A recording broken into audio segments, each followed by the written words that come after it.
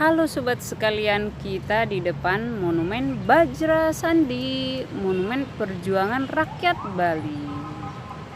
Apa yang akan kita bicarakan? Stay tune. Kali ini teman-teman kita akan sharing santai mengenai pemandu wisata. Anda punya mimpi jadi pemandu wisata? Wujudkan. Karena kali ini sharingnya adalah tentang bagaimana sih langkah yang dilakukan jika seseorang ingin menjadi pemandu wisata, apa saja persyaratannya, dan apa yang harus dilakukan. Tapi untuk sesi kali ini teman-teman kita membahas langkah pertama yang harus kita lakukan ketika ingin menjadi seorang pemandu wisata. Sebagai modal dasarnya, berbahasa Indonesia yang baik dan benar, tentunya Anda sudah bisa menjadi guide lokal. Tetapi jika Anda punya kemampuan bahasa asing lainnya, itu akan menjadi peluang yang besar lagi. Anda bisa memandu wisata lokal, Anda bisa memandu wisata yang bisa berbahasa Inggris, yang notabene sangat banyak. Dan jika Anda misalnya mempunyai kemampuan bahasa Prancis, Anda bisa membawa berbagai jenis tamu.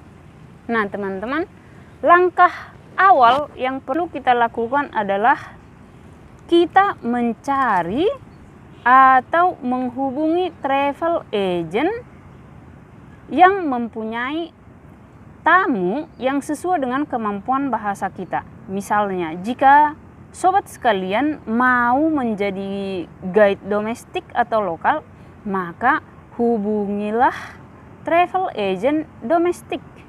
Jika teman-teman mau jadi guide Prancis, maka hubungilah travel agent yang mempunyai tamu berbahasa Prancis. Jangan tunggu waktu, langsung kunjungi travel agent tersebut. Langsung menuju ke bagian operation. Bagian operation ini teman-teman adalah tim yang bekerja untuk mengurusi bagian transportasi dan guide. Jadi mereka lah yang biasanya menghubungi, menelpon driver untuk transport dan juga guide teman-teman. Nah, pada kesempatan itu tanyakan informasi sebanyak mungkin, misalnya SOP yang digunakan di travel agent tersebut, pakaian apa yang digunakan, apa standarnya. Oh ya, standarnya tadi udah SOP ya teman-teman. Nah, di situ tanyakan sebanyak mungkin informasi yang belum teman-teman ketahui.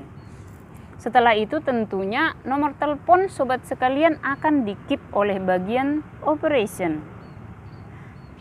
Nanti ketika tiba saatnya dihubungi, Anda memulai training. Training ini tergantung kepada kebijakan setiap biro perjalanan wisata. Ada yang mungkin beberapa hari, ada yang mungkin 1 bulan, mungkin juga ada yang 3 bulan. Jadi perlu kita tanyakan tentang itu. Ketika kita akan dihubungi untuk dijadwalkan di training, nanti biasanya yang pertama dilakukan adalah kita akan bersama-sama dengan guide yang sudah berpengalaman, guide senior ya teman-teman. Jadi kita mengikuti guide senior.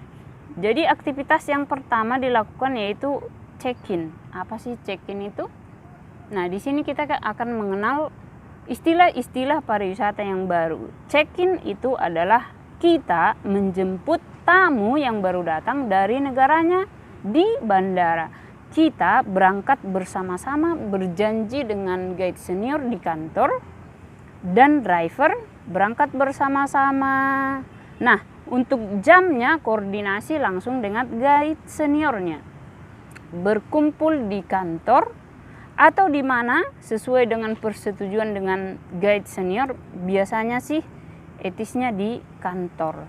Berkumpullah di kantor bersama guide senior, driver, berangkat bersama-sama ke bandara, kita sudah membawa signboard. Signboard yaitu nama tamu yang akan kita jemput.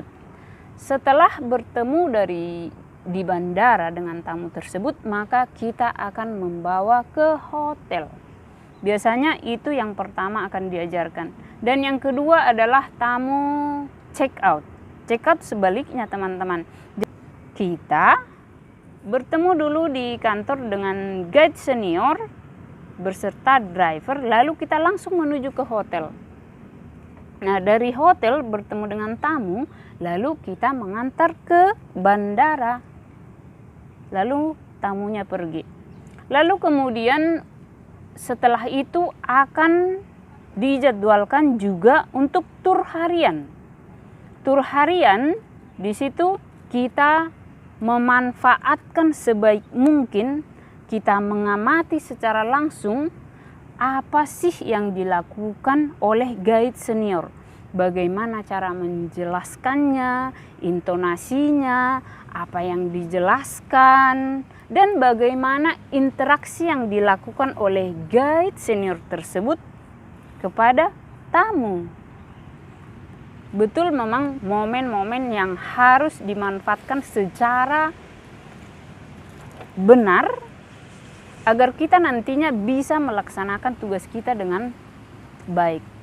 Nah, di situ teman-teman, jika memang kita sudah mempunyai kemampuan untuk menjelaskan, bahasa kita sudah memadai, dan juga kita berhasil untuk melihat bagaimana guide senior tersebut menjelaskan dengan baik, nanti pihak dari kantor akan melihat kita sudah bisa dilepas sendiri atau masih harus didampingi. Jadi teman-teman, ini cuman sharing aja, saya sebenarnya nggak pernah belajar secara langsung ya di bidang pendidikan. Cuman saya terjun langsung, jadi ini pengalaman yang betul-betul saya alami ketika saya pertama-tama guiding. Jadi nanti tergantung pengalaman teman-teman juga, ada yang nggak di training, ada yang di training, tapi sebaiknya adalah kita di training. Jadi kita tahu bagaimana langkah sebenarnya yang dilakukan oleh guide-guide terdahulu, yang bisa kita jadikan teladan untuk kita menjadi seorang pemandu wisata. Nah teman-teman, untuk mengetahui detail apa sih check-in, check-out, tur harian, nanti pastinya akan saya jelaskan juga di sesi-sesi berikutnya, dan bagaimana caranya mendapatkan KTTP atau license. Ini murni teman-teman hanya sharing aja, tidak ada maksud lain untuk menakut-nakuti ataupun maksud lain untuk memberi kekhawatiran kepada teman-teman yang belum punya kartu license. Nah, ketika kita training dan ketika kita sudah mulai bekerja, cobalah untuk selalu update untuk bukaan license. Nah, license ini adalah kartu tanda pengenal pemandu wisata, teman-teman. Kalau kita pengendara ada SIM. Nah, kalau kita pemandu wisata, kita mempunyai KTTP ini. Nanti juga akan saya jelaskan secara detail bagaimana persyaratannya, apa yang kita dapatkan ketika pelatihan KTTP-nya ya teman-teman. Jadi stay tune selalu di channel Begitu Voyage agar sobat sekalian mendapatkan informasi yang lengkap mengenai pemanduan wisata ini. Oke teman-teman, sekian dulu. Terima kasih banyak. Sampai ketemu di sesi berikutnya. Merci.